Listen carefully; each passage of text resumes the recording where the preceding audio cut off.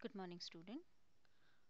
In our earlier videos, we see, we understand the six problem of investment account. Now, in this video, we can understand the problem number 7. Okay. Now, let us discuss the problem number 7.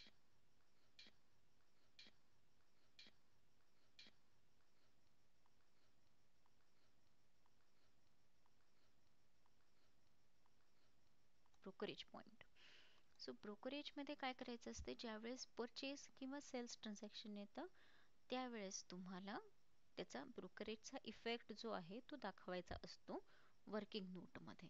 ठीक आहे. स्टेटमेंटमध्ये तुम्हाला काही दाखवायचं नसतं, पण working नोटमध्ये calculation करताना त्याचा ते आपण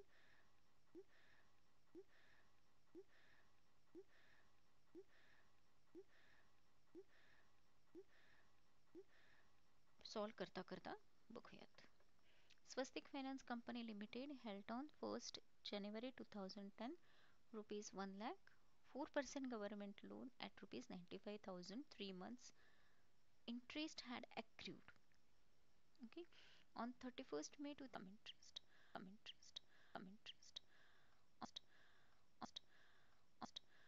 on 31st July 2010 rupees 30,000 of loan was sold at 94x interest.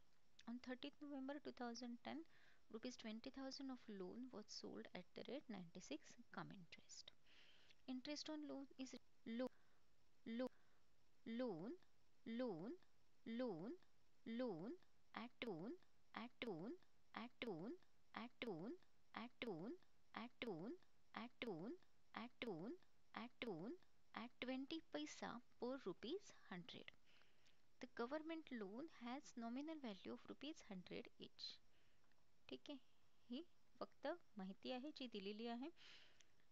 आपले जे डेट वाईज आपण ट्रान्झॅक्शन करतो तेच डेट वाईज ट्रान्झॅक्शन करायचे आहेत.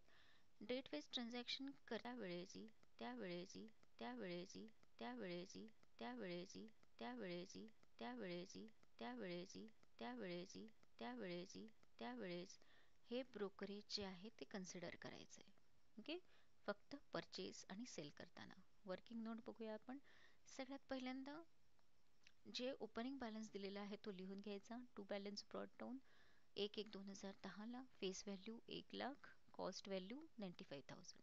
इंटरेस्ट पिरियड जो आहे पिरियड जो आहे पिरियड जो आहे पिरियड जो आहे पिरियड जो आहे पिरियड जो आहे पिरियड जो आहे पिरियड जो आहे पिरियड जो आहे तो कॅल्क्युलेट केला 3 महिन्याचा डिवायडेड बाय 12.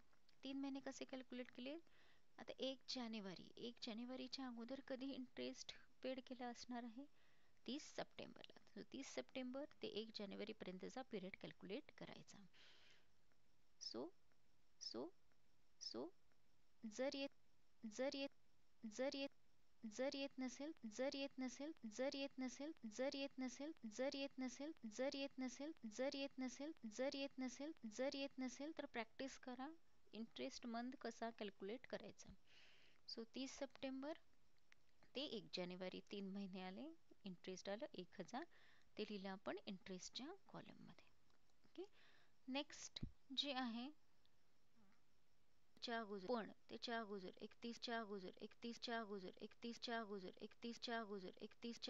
31 मार्चला कंपल्सरी इंटरेस्ट पेड करायचं. त्याच्यामुळे आपल्याकडे फेस व्हॅल्यू किती आहे, फक्त 1 लाख आहे. कुठलंही सेल परचेस झालं नाही 31 मार्चपर्यंत.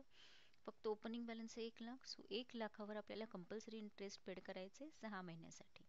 1 लाखावर 4% 6 मंथली रुपीज 2000 2000 2000 2000 2000 2000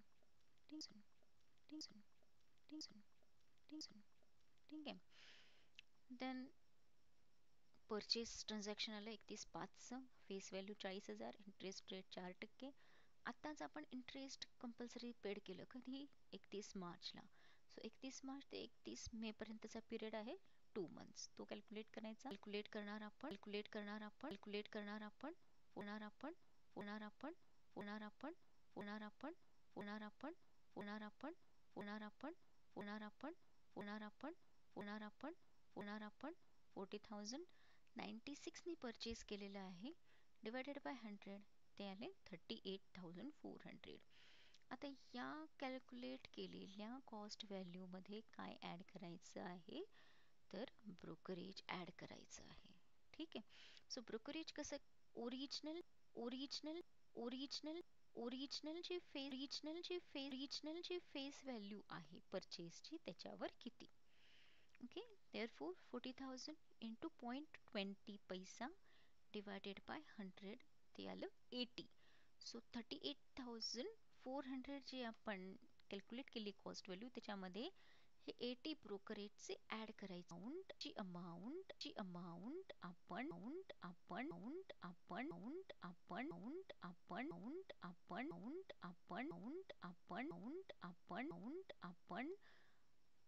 कॉस्ट व्हॅल्यूच्या अमाऊंटमधून मायनस केली ते आली 38,213. ठीक आहे. स्टुडंट परचेसचं ट्रान्झॅक्शन आहे त्याच्यामुळे रेकॉर्ड होणार डेबिट साईडला 31 मे 2010 टू कॅश और बँक अकाउंट. फेस नेक्स्ट काय आहे नेक्स्ट काय आहे नेक्स्ट काय आहे नेक्स्ट काय आहे नेक्स्ट काय आहे नेक्स्ट काय आहे नेक्स्ट काय आहे नेक्स्ट काय आहे नेक्स्ट काय आहे नेक्स्ट काय आहे नेक्स्ट काय आहे नेक्स्ट काय आहे नेक्स्ट काय आहे 31 जुलैचं सेल आहे. ओके. 94 एक्स इंटरेस्ट लक्षात ठेवा. 31 जुलै फेस व्हॅल्यू 30,000 इंटरेस्ट रेट 4%. रिसेंटली आपण इंटरेस्ट कधी दिलेलं आहे 31 मार्चला ते 31 जुलै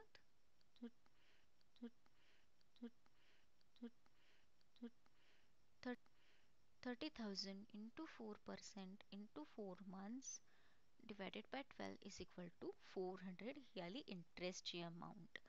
कॉस्ट व्हॅल्यू अमाऊंट कॅल्क्युलेट करण्यासाठी 30,000 फेस व्हॅल्यू इंटू कितीनी सेल 200.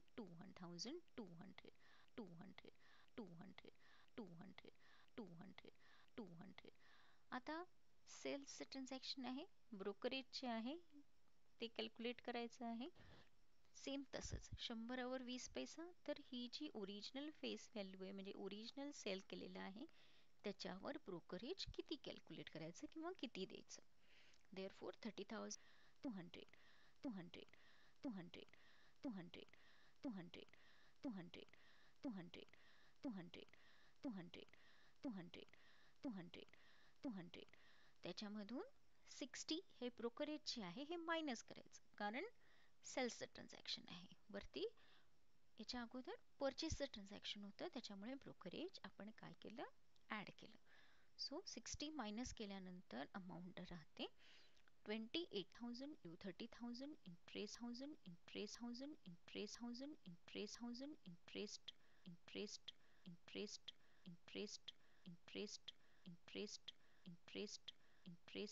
इंटरेस्ट रेट आला 400 आणि कॉस्ट किंवा कॅपिटल व्हॅल्यू आली 28,114. ठीक आहे. आता पहिलं परचेस झालं दुसरं सेल झालं तिसरं परत नोव्हेंबरला सेल आहे. परचेस आहे सेकंड परचेस आहे सेकंड परचेस आहे सेकंड परचेस आहे सेकंड परचेस आहे 40,000 परचेस आहे 40,000 परचेस आहे 40,000 परचेस आहे 40,000 परचेस आहे 40,000 परचेस आहे 40,000 परचेस आहे 40,000 परचेस आहे 40,000 परचेस आहे 40,000 परचेस आहे 40,000 परचेस आहे 40,000 ते ॲड केलं आणि थर्ड जे आहे ते आहे सेल. ओके. सेल मायनस करायचं त्यामुळे टोटल अमाऊंट आली 1,10,000. इंटरेस्ट कॅल्क्युलेशनसाठी आपल्याला फेस व्हॅल्यू जी लागणार आहे ती मिळाली आपल्याला 1,10,000. सो 1,10,000 इंटू 4% इंटरेस्ट साईडला रेकॉर्ड होईल रेकॉर्ड होईल रेकॉर्ड होईल रेकॉर्ड होईल ती होईल ती होईल ती होईल ती होईल 30 सप्टेंबर 2010 बाय कॅश और bank only in interest column 2,200. Okay. लक्षात येते. ठीक आहे. आता लास्टचा सेल जो आहे तो कॅल्क्युलेट करायचा 30 नोव्हेंबरचा 20 20 20 20 20 20,000 was sold at 96 come interest. ठीक आहे.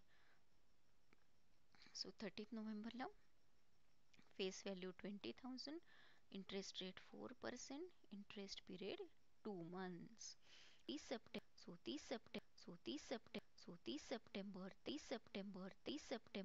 सप्टेंबर ते 30 नोव्हेंबरचा पिरियड कॅल्क्युलेट करायचा, तो आला 2 महिने. So 20,000 into 4% into 2 divided by 12, amount आली इंटरेस्टची 133. कॉस्ट व्हॅल्यू कॅल्क्युलेट करायची, फेस व्हॅल्यू 20,000 इंटू 96 सेल केलेलं 100. आता आता आता आता आता याच्यामध्ये सगळ्यात महत्त्वाचं ब्रोकरेजचा पॉईंट. तसंच करायचं जसं आपण वरच्या ट्रान्झॅक्शनमध्ये केलं. 100ला 0.20 पैसा, तर ही जी फेस व्हॅल्यू आहे 20,000ला किती. सो 20,000 इंटू 0.20 पैसा डिवायडेड बाय 100, ती अमाऊंट आली 40. हे 40 लेट केली, तुझी कॅल्क्युलेट केली, त्याच्यामधून ब्रोकरेजची अमाऊंट मायनस करायची, ती आली 19,160. स्टुडंट कम इंटरेस्टचं ट्रान्झॅक्शन आहे, लक्षात येते. 96 कम इंटरेस्ट सेल्सचं ट्रान्झॅक्शन. सो आपण इंटरेस्टची अमाऊंट कॉस्ट 27.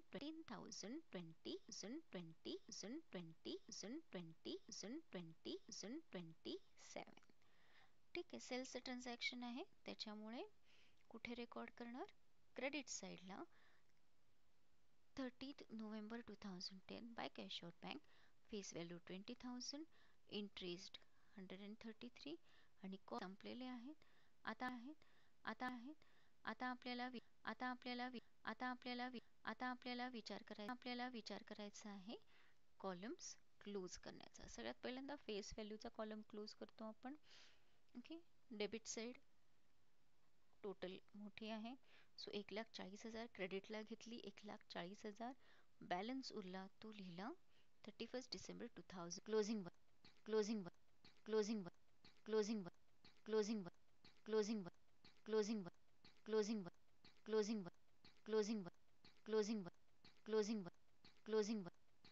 वर पण इंटरेस्ट कॅल्क्युलेशन करायचं.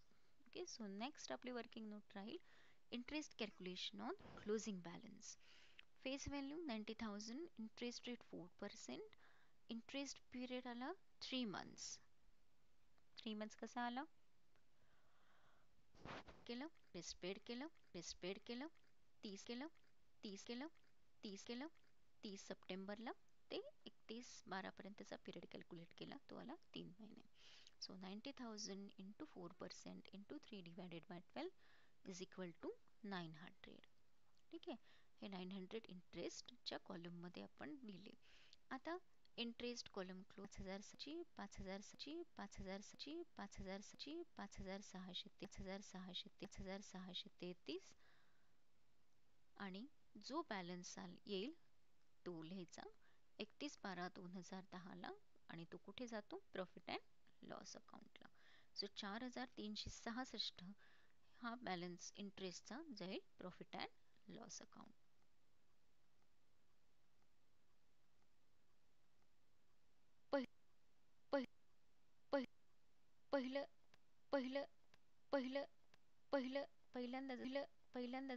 पहिल्यांदा जसं आपण कॅल्क्युलेशन केलं होतं त्याच पद्धतीचं कॅल्क्युलेशन करायची. आपले second last working note, cost value calculation. Opening balance ज्यावेळेस फेस व्हॅल्यू 1,00,000 होती त्यावेळेस कॉस्ट व्हॅल्यू 95,000 होती. ओके, लक्षात येते. त्याच्यामध्ये टोटल सेल मायनस केले 50,000. 50,000 कुठले, हे 95,000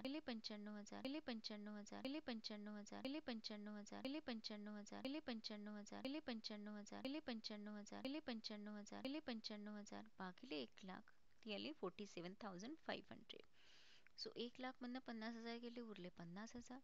95,000 मधनं 47,500 मायनस केले, उरले 47,500. त्याच्यामध्ये पहिलं परचेस ॲड केलं 40,000 आणि त्यावेळेस त्याची कॉस्ट व्हॅल्यू होती 38,213.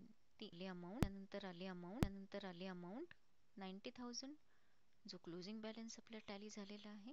आणि हे सगळं ॲड आणि लेस करून हा बॅलन्स टॅली होतो म्हटल्यावर कॉस्ट व्हॅल्यूमध्ये ॲड आणि लेस केल्यानंतर जी अमाऊंट येईल ती अमाऊंट टॅली व्हायला पाहिजे. सो ती अमाऊंट आली 85,713. तो आहे मार्केट प्राइसचा. The price of loan was 96 on 31 December 2010.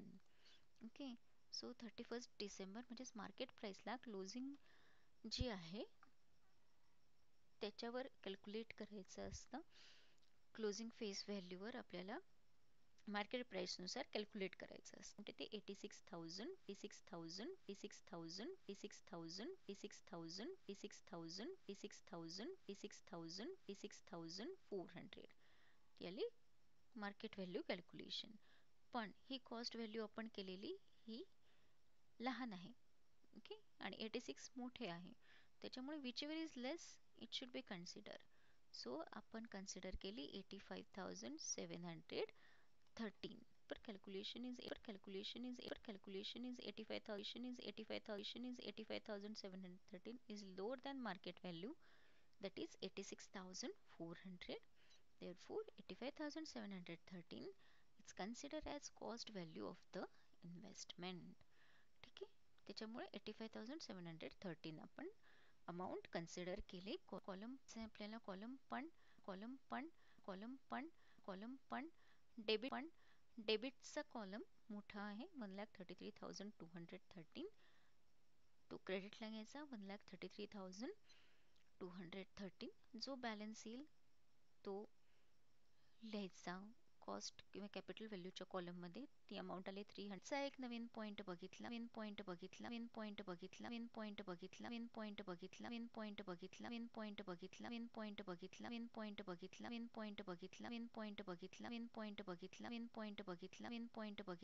Market प्राइसचा point आपल्या मागच्या प्रॉब्लेममध्ये झाला होता, सो तो परत एकदा रिवाइज झाला. ब्रोकरेज सगळ्यात महत्त्वाचं, ॲड परचेसला करायचं, लेस सेल्सला करायचं. Okay, so hope you all understand. The you can message me, you can message me, you can message me, you can message me, you can message me, you can message me. I will definitely get it back to you. Okay, see you in my next video lecture. Till then, take care. Thank you.